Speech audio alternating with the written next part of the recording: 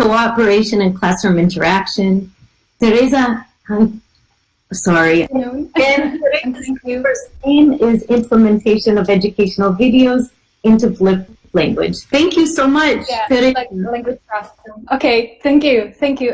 So first, I would like you to take part in a very short activity. Okay, so I present here a code, a QR code, and I would all of you, if it's possible, I would to scan the QR code and just answer with 1 or 2 words what is flipped learning. Okay. If you cannot scan the code, just go to slido.com and enter #pixel and write down an answer. And let's see if we can get an answer from all of you, or at least some of you. Okay.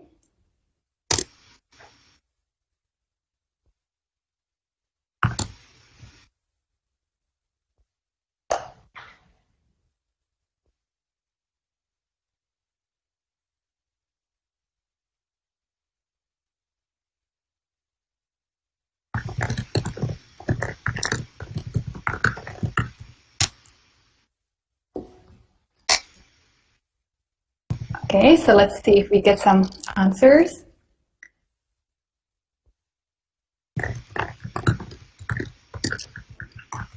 Okay, at home, perfect. Exercises in class, discussion in class, perfect. Great. So we have a few of them.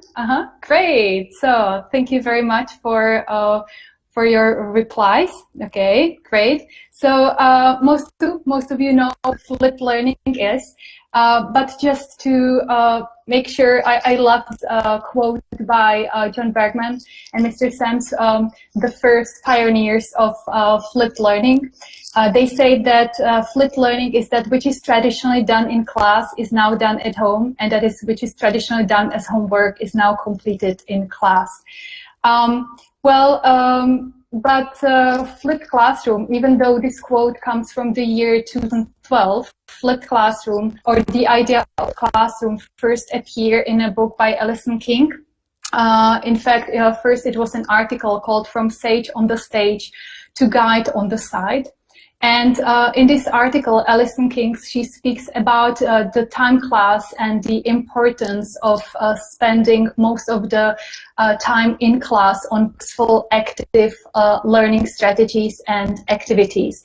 So in fact, we can say that flipped learning and the concept of flipped learning comes of, or it was rooted already in the article by Alison King. So many of you know the concept of flipped learning, but just to revise it a little bit, this is the traditional model or format of a language class, which is based on the 3 Ps: the presentation, the practice, and then the production. The production is usually set for homework, but in a flipped setting, for homework, what is set or what students do prior to class is the presentation itself. What I have experienced with my students, they really like this approach, and it's because they really have the chance to understand or to read the content which later on will be dealt with in class at home. And so all the students then have the chance to participate in class activities, because all of them, or at least the majority of them, feels prepared and ready for the class. When we speak about flipped learning, it is important to distinguish between flipped learning and classroom. Sometimes people they think that 2 words are the same, but in fact these terms are interchangeable. Flipped classroom can be anything when you set something for homework to your students. So you give them a text to read, or you give them a video to watch. But flipped learning is when you do follow-up activities based on the homework in class. And it's also when you when you follow or when you implement active learning strategies into your classes. Flipped learning also lies on 4 important pillars. One of them is flexible environment, which is based on the fact that we should be able to give our students different spaces and time frames in which they can work and complete their assignments. It's also important to give them possibility to use different ways how to learn and access the content. Then the second pillar is learning culture. It's this is important also in flipped learning, that you offer the students meaningful activities which are accessible to all the students, both synchronous and asynchronous way. In this time, flipped learning can be also applied into online classes. Also, another pillar is intentional content. It's we give students content which is always relevant, and also we also give them always the objective why they have to study something and learn something. Then the last pillar of flipped learning is definitely professional educator who is available to all students most of the time. Okay, what are yes? My apologies for interrupting, but we still see the Slido slide. I'm wondering if we're the presentation. No, we don't see the presentation. Oh no! We don't. I'm sorry to interrupt. I wanted to make sure. No, but we've heard everything. I'm so sorry. Okay, so let's do it once again.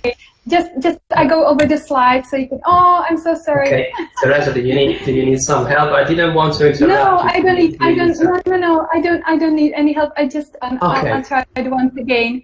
It's okay. I think it was. No, I'm so sorry. You didn't see it. Okay, so can you see it now? Yes. Can you see the vision? Perfect. Yes. So I'll go over it just very quickly. Oh, I'm sorry.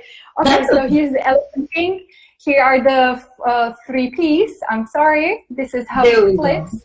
Okay. Here we go.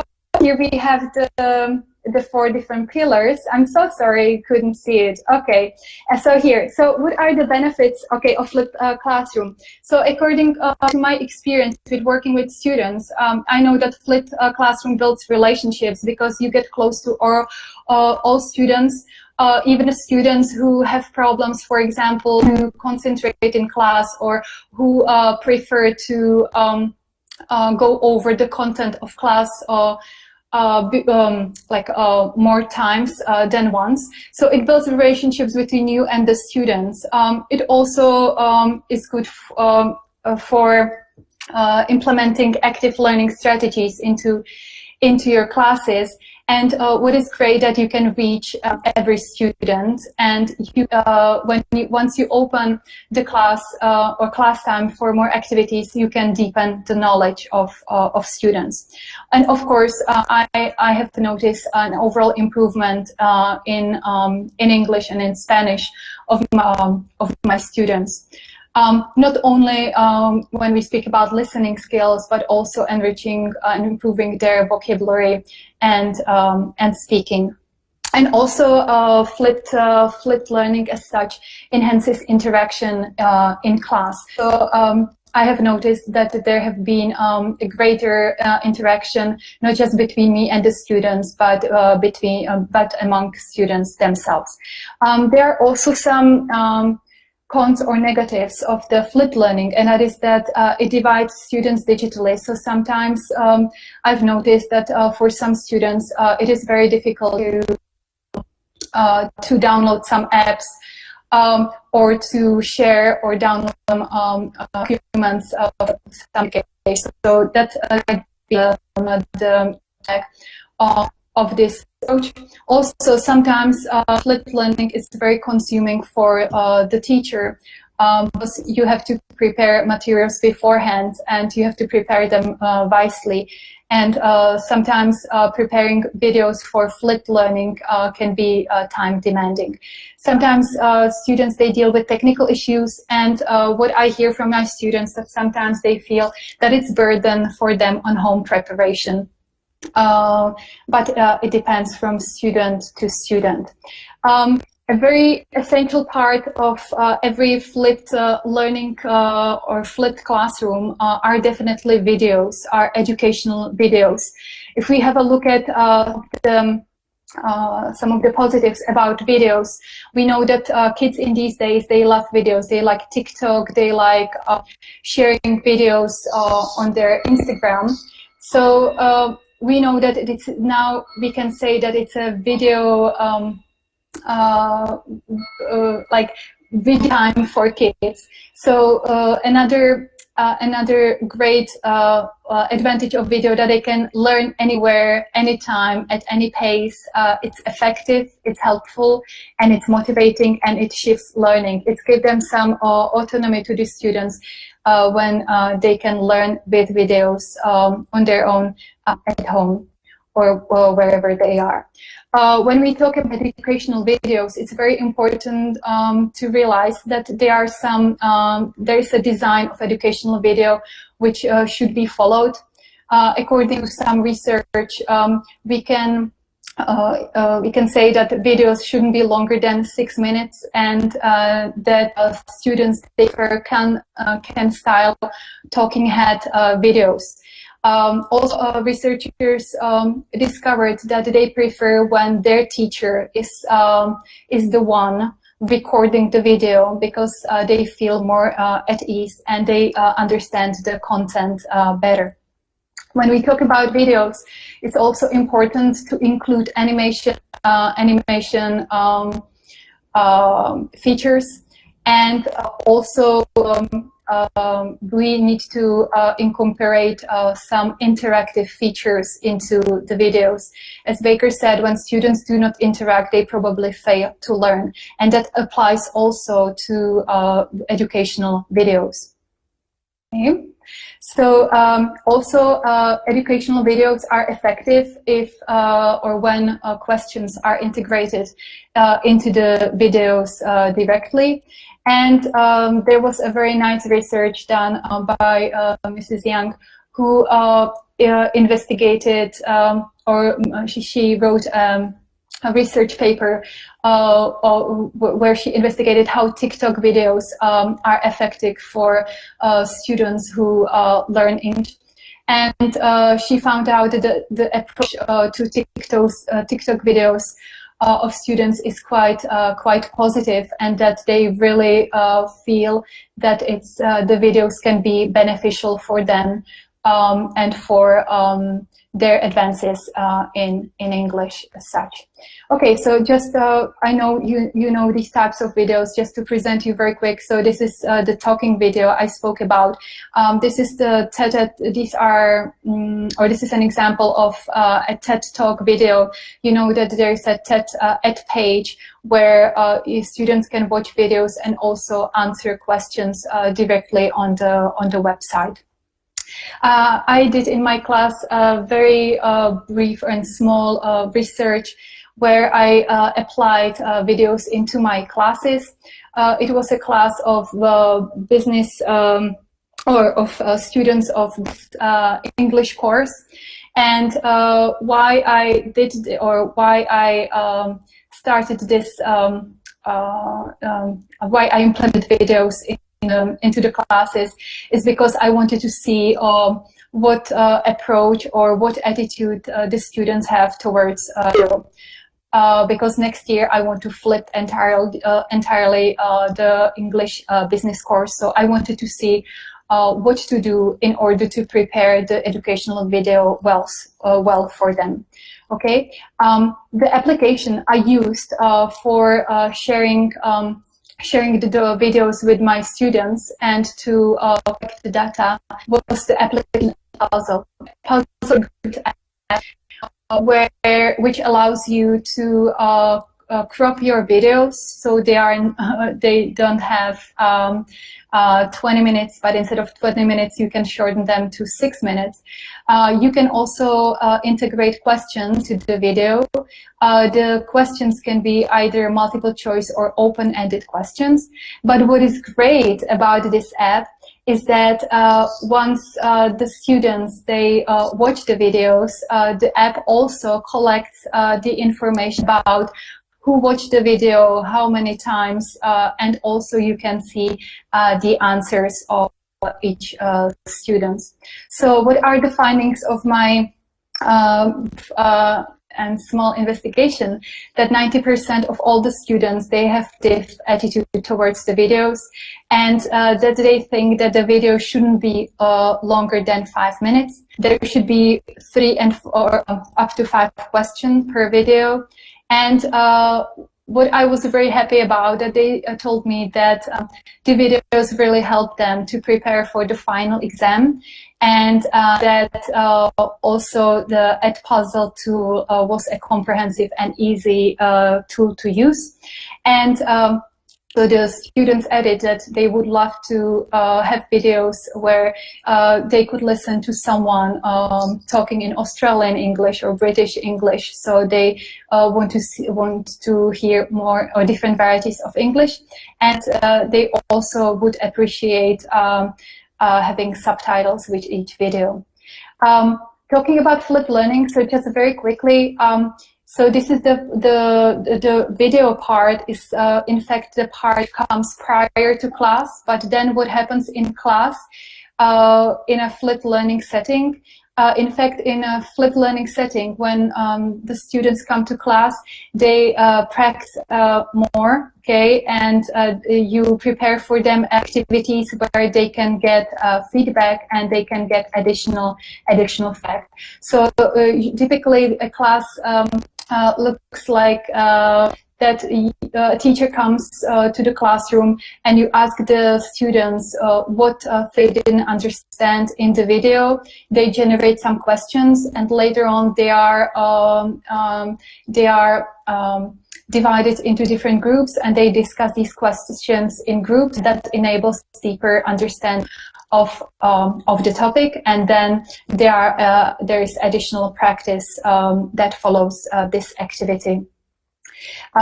In my classes, I use active learning strategies. When it's in class, I use activities such as content mapping or the 1 minute paper where students write for 1 minute an idea about a topic. I also use the strategy chain notes where there's a piece of paper and each student writes an idea and then passes his piece of paper to someone else, or line up idea or empathy mapping. All these activities are also possible to be done in the online setting. You can use different tools. For example, the tools I have used and are great to use are tools such as Poll Everywhere, Kahoot, Show Me, Quizzes, Mentimeter. Slido is the one we used at the beginning, Explain Everything, or Flipgrid. Flipgrid is a great tool where students can record their answers to your question.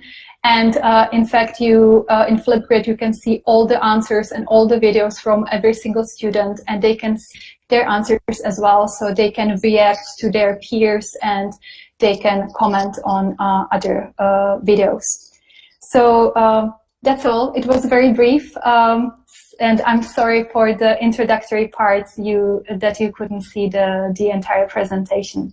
So, and if you have any questions, I'll be more than happy to answer them. Thank you so much. Today's another presentation that was so relevant to today's COVID-19 world. So we have about a minute and a half, so we have time for about one question. Does anybody have and I know there was a question in the chat box wanting to know the name of the application that you use with the TED Talks. Is it Edpuzzle? Yes, it's Edpuzzle. Okay, it's Edpuzzle. Thank you. So does anybody have a question for Teresa?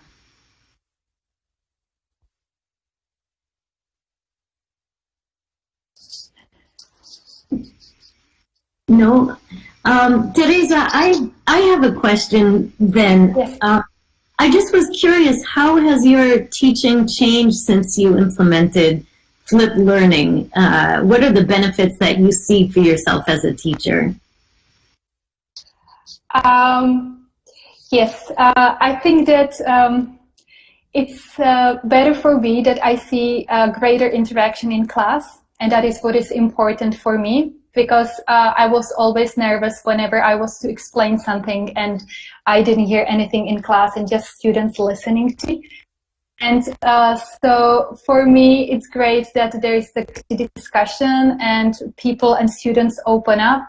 And even people who wouldn't speak up in classes normally, they do now, because they feel more confident, because they know the content and they at least know what is going to happen in class.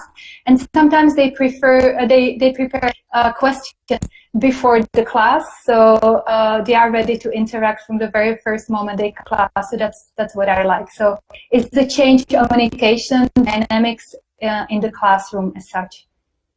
Thank you. And we actually have one more question for you. Angela Benedetti asks, how do you manage the students who don't complete the at-home learning tasks? Mm-hmm. Thank you. That's a great question, and that's a frequent question on when someone speaks about flipped learning. Well, there are different methods. I think it's about setting the objectives and setting the requirements of each course. So if you set the requirements well at the beginning of each course, then the students know that it's a part of the final grade. So this is something that needs to be incorporated into the lesson plan and into the requirements. Also, there are other techniques, but I don't like these techniques. Sometimes what teachers do in flipped learning settings is that they test the students beginning of the lesson whether they know anything about the topic. So they give them a Kahoot quiz or anything like that. It's more important to tell them the why I'm doing it and set it as part of the requirements they need to fulfill in order to pass the exam at the end. So it's Thank almost you like a so much. compulsory attendance. You can see who's watched it, and you give them a grade for the number of times that they actually join in. Yeah. Okay. Yeah. Thank you. Yeah, excellent. Yeah, thank you. Yeah, this application at Puzzle really helps you. Yeah, that's why my students they watch the videos, because they know I'll find out anyway. So because all the data is collected in fact in the application. So. Thank you so much. There is another question, but I think we have to move on. So if you don't mind answering it, maybe in the chat, that would be wonderful, Teresa. Thank you so much. Yeah.